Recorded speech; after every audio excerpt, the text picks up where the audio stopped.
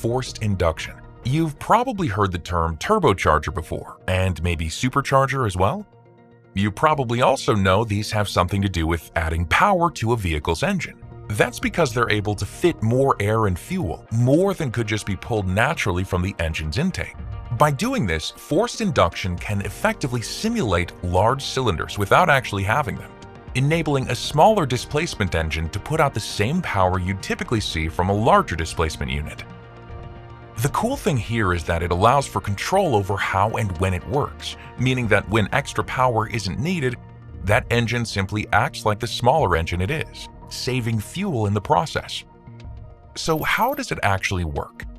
Let's focus first on turbochargers.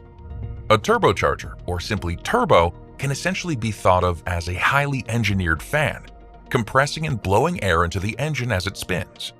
But what's great about it is that it does this without requiring any power for itself.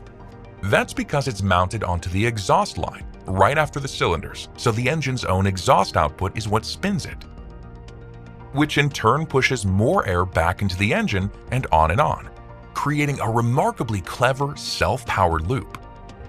That said, because of this design, some turbos can suffer from something called lag, which essentially means it can take a moment before the exhaust can get it spinning fast enough for the added power to kick in.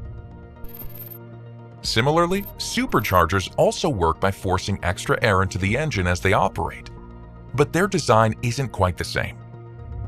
Instead of being driven by the exhaust like a turbocharger, they're connected by a belt directly to the engine, so when the engine spins, so does the supercharger. On one hand, this means no lag, which is great, but on the other, it means it's taking some energy away from the engine to operate, so the supercharger needs to make up for this deficit first before actually producing any extra power.